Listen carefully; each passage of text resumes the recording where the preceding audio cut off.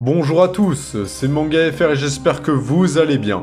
Itachi Uchiwa est un personnage emblématique de l'univers de Naruto, et c'est même probablement le personnage le plus apprécié de ce manga. Il est autant apprécié grâce à ses interventions, l'aura qu'il dégage, son histoire et ses combats juste emblématiques. Et en parlant de combats justement, Itachi est un des personnages les plus puissants de Naruto, si bien que la communauté a tendance à malheureusement le surestimer. Bien qu'Itachi soit fort, il n'est pas non plus invincible et pourrait se faire battre par plusieurs personnages. Et dans cette vidéo, nous allons voir 10 personnages étant en mesure de vaincre Itachi. Je précise avant de commencer que ce n'est pas un classement et que je vais à chaque fois prendre le personnage à sa version auquel il pourrait battre Itachi. Donc le personnage ne sera pas forcément à son prime et aussi je ne vais prendre que des shinobi. Et les gars, avant de commencer la vidéo, je vous invite à vous abonner et à liker cette vidéo si mon travail vous plaît. Allez, on commence. Numéro 10, Yakushi Kabuto. Kabuto est un personnage que nous voyons dans la première partie à l'examen Chunin en apprenant que c'est l'apprenti de Orochimaru. Avant la 4ème Grande Guerre Ninja, il s'agissait d'un méchant relativement secondaire, n'ayant que très peu de combats, pas du tout emblématique. C'est cependant durant la 4ème Grande Guerre Ninja qu'il prit un rôle majeur en formant une alliance avec Obito et en ramenant d'entre les morts, grâce à la technique d'Edo Tensei, moult de personnages puissants. Kabuto est un personnage très sous-estimé, alors quand même, il a réussi à tenir tête à Itachi et Sasuke éternellement Genkyu Sharingan, et ce en même temps. D'ailleurs, sans Itachi, Kabuto aurait pu battre Sasuke en juste une seule attaque, ce qui démontre bien de sa puissance qui est juste démentielle. Kabuto est en mesure de vaincre Itachi. Bien que Itachi ait gagné contre Kabuto, celui-ci était accompagné par Sasuke, et pour ceux qui me diraient que Sasuke n'était plus qu'un fardeau qu'autre chose, c'est quand même en partie grâce à lui que Itachi a mis sous Izanami Kabuto. Un combat entre Itachi, Edo Tensei et Kabuto Modern Min serait donc extrêmement serré, malgré que je donne un tout petit avantage à Itachi, à cause de la phrase de Kabuto. En effet, Kabuto dit lui-même que c'est véritablement une chance que Itachi ne doive pas le tuer, mais ça ne change rien au fait que Kabuto aurait quelques chances de gagner. Numéro 9, Namikaze Minato. Minato est un personnage que les lecteurs voulaient connaître depuis le début du manga. Il est considéré comme une légende et comme un des meilleurs shinobi de tous les temps. C'est d'ailleurs en grande partie grâce à lui que la 3ème Grande Guerre Ninja fut stoppée suite à la destruction du pont de Kanabi. Tout au long du manga, Minato est cité de nombreuses fois pour son génie et sa puissance qui n'est plus à prouver. Mais durant la 4ème Grande Guerre Ninja, ramené d'entre les morts, Minato sera d'autant plus puissant grâce à la moitié du chakra de Kyuubi dans son corps. Et d'ailleurs, Minato et Itachi sont souvent comparés sur le plan scénaristique. Tout d'abord, dans la première partie, il est dit que ce sont les seuls shinobi à pouvoir battre Orochimaru. Ils ont clairement une introduction opposée et je ne pense pas que c'est fait au hasard. Un combat entre Minato et Itachi, tous les deux à leur prime, serait donc d'une intensité incroyable. Avec le chakra de Kyuubi, Minato fait partie des plus puissants shinobi et arrive même à ne pas se faire one-shot par un personnage tel que Jubito. Avec sa téléportation ou même son Biju mode, il pourrait donner de grandes difficultés à Itachi. Cependant, c'est pareil pour Minato. Les techniques comme le Tsukumi ou encore se faire transpercer par l'épée de Totsuka sont fatales. Mais surtout, il ne faut pas négliger la résistance du Susanoo accompagné de Yata, dont Minato aurait bien du mal à faire face. C'est pour ça que pour moi, c'est véritablement du 50-50. Les deux ont autant de chances de gagner. Numéro 8, Uzumaki Nagato.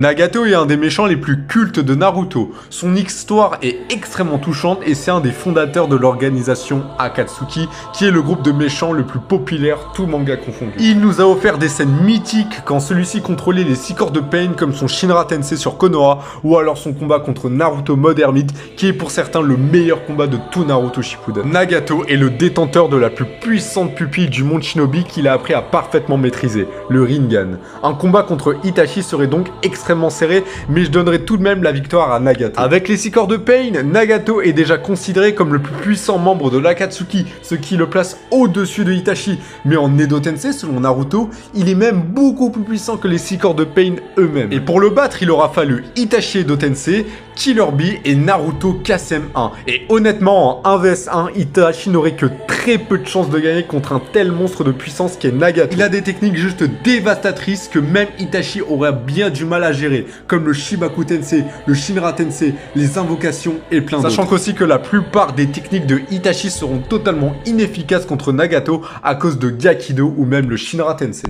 Numéro 7, Senju Hashirama. Selon Kabuto, Hashirama était tellement puissant que pour certains, il était impossible que celui-ci ait vraiment existé, tout comme Hagoromo. Le seul qui était capable de rivaliser avec celui-ci n'était nul autre que Madara. Et même durant la 4ème Grande Guerre Ninja, il y montrait un cran au-dessus des autres Hokage. Et comme dit précédemment, le seul qui était capable de rivaliser avec lui durant la 4ème Grande Guerre Ninja, c'était que Madara. Et même si celui-ci avoue son infériorité à Jubito, il arrive à le bouger et à le tenir quelques secondes tout seul, alors que les autres étaient constamment en équipe pour se battre contre lui. Et concrètement, Itachi n'aurait juste aucune chance contre celui-ci. Hashirama a réussi à péter un Susanoo parfait et à endormir Kirby, tout ça dans la même minute. Et alors que Itachi lui possède un Susanoo bien inférieur au Susanoo parfait. Numéro 6, Gai-Maito. Apparu pour la première fois à l'examen Chunin, malgré son apparence qui nous fait penser qu'il serait faible, il a démontré par sa vitesse que c'est un des shinobi les plus puissants de Naruto. Des personnages comme Itachi ou même Madara ont même reconnu qu'il était extrêmement puissant. Il a eu des combats très impressionnants, notamment contre Kisame, mais son combat qui nous a fait tous frissonner est celui contre Madara. En activant la 8ème porte, Gai reçoit un tel boost de puissance qu'il est capable de blesser mortellement Jubidara, ce qui était avant impossible pour nos héros. Véritable maître du taijutsu, et à l'ouverture des portes, Gai est un des rares shinobi à pouvoir blesser Madara mode Rikudo. Et honnêtement, si Gai active la 8ème porte contre Itachi, il va tout simplement le one-shot. En effet, Gai a réussi à briser les Gudonama qui sont beaucoup plus résistants que le Susanoo et était tellement rapide qu'il a pu surprendre Madara. Donc Gai battrait en un seul coup Itachi si celui-ci active la 8ème porte. Numéro 5, Uchiwa Obito. On passe à mon personnage préféré, Uchiwa Obito. Alors qu'il était un shinobi rêvant de devenir Hokage, tout bascula lors d'une mission où Obito fut considéré comme mort avant d'être recueilli par Madara. Et après de nombreux événements qui lui permirent d'éveiller son Mangekyo Sharingan ou de recevoir les cellules d'Hashirama, Obito est devenu le chef de l'Akatsuki en se faisant passer pour Madara lui-même. Portant un masque orange pour cacher sa véritable identité et en se faisant passer pour un faible shinobi sous le nom de Tobi. Pourtant dans cette forme, Obito enchaîne les masterclass sur masterclass. Il joue littéralement avec toutes les squads de Kakashi, se présente devant les 5 Kage sans aucune pression, survit à un combat contre Conan qu'elle avait planifié depuis plusieurs années, ou encore forcer Kabuto à invoquer Madara pour éviter le combat contre lui, alors que Kabuto avait déjà invoqué toute la Katsuki. Le combat Itachi versus Obito est connu à cause de la fameuse phrase de Obito qu'il dit qu'il serait mort si Itachi savait tout de lui. Mais il faut prendre en compte que les deux avaient fait un pacte et que si oui, Itachi aurait tout su sur son véritable plan, Itachi l'aurait dit à Konoha, puis Konoha aux 5 nations. Donc cette phrase ne parlait pas de 1 vs 1 pur. Et de toute façon, dans un combat entre les deux, c'est juste un match-up pour Itachi. Absolument toutes les techniques de Itachi sont contrées par le Kamui de Obito, sachant que Itachi ne pourrait pas spammer. Alors que grâce aux cellules de Hashirama, Obito peut tenir un jour dans un combat, comme nous l'avons vu durant la 4ème Grande Guerre Ninja. Numéro 4, Uchiwa Sasuke. Sasuke est le deuxième personnage le plus important du manga Naruto. C'est lui l'objectif majeur de Naruto durant la deuxième partie. C'est un des ninjas les plus puissants de tous les temps et on a vu son évolution de puissance au fil des combats. Au début de Shippuden, il se confronte déjà à des menaces de niveau Kage, alors qu'à la fin, il est même capable de tenir contre Otsutsuki Kaguya. Sasuke possède une évolution dramatiquement opposée à celle de Naruto et c'est d'ailleurs pour ça qu'il est la version de Indra et Naruto de Ashura. Selon moi, Sasuke a dépassé Itachi à ce moment-là, quand Jugo prête sa marque au Susanoo de Sasuke. À ce moment-là, Sasuke reçoit un tel boost de puissance qu'il est comparé à de multiples reprises à Naruto mode Kurama plus Senjutsu. Et comme vous savez, pour moi, Itachi et Minato mode Kurama sont du même niveau, mais Naruto mode Kurama est considéré à lui seul comme étant plus fort que Minato mode Kurama. Alors avec le Senjutsu, il se situe totalement dans un autre tiers de puissance. Et ce Sasuke est environ dans le même tiers que Naruto mode Kurama couplé à son Senjutsu, comme certaines planches nous le montrent. Sasuke a eu le temps de développer son éternel Mangekyo Sharingan et peut même manifester un avatar Susanoo avec des jambes, ce dont Itachi en est probablement incapable. Avec la marque de Jugo, il est encore plus puissant et se rapproche du Susanoo parfait. Numéro 3, Uzumaki Naruto. Bon, est-ce que j'ai vraiment besoin de vous faire une présentation? Même ceux qui ne connaissent pas les mangas savent son nom grâce à son énorme popularité et le fait qu'il est devenu un personnage culte de la fiction dans le monde entier. Depuis le début du manga, nous avons grandi avec lui et avons regardé sa progression de puissance juste fulgurante. Il a été 4 fois confronté à Itachi, mais ces 4 fois, Naruto était trop faible pour faire quoi que ce soit contre lui, même en KCM 1. Mais en KCM 2, donc le mode Kurama, les choses deviennent totalement différentes. Il reçoit un énorme boost de puissance et même capable de rivaliser avec 5 démons à queue en même temps. Et comme dit précédemment, il se situe à un niveau plus élevé que Minato mode Kurama, alors que j'estimais que Minato mode Kurama et Itachi sont globalement du même niveau. Naruto aurait donc beaucoup plus de chances de vaincre Itachi que Itachi a de chances de vaincre Naruto mode Kurama. Mais si on veut que Itachi est proche de 0% de chance de gagner, on prend la forme mode Kurama couplée avec son Senjutsu, ce qui fera totalement l'affaire. Elle est minimum 10 fois plus forte que sa version KCM2, et encore je suis gentil. Numéro 2, attaquer Kakashi. C'est un des premiers personnages que l'on voit dans le manga Naruto. C'est un des personnages les plus appréciés de ce manga et c'est normal.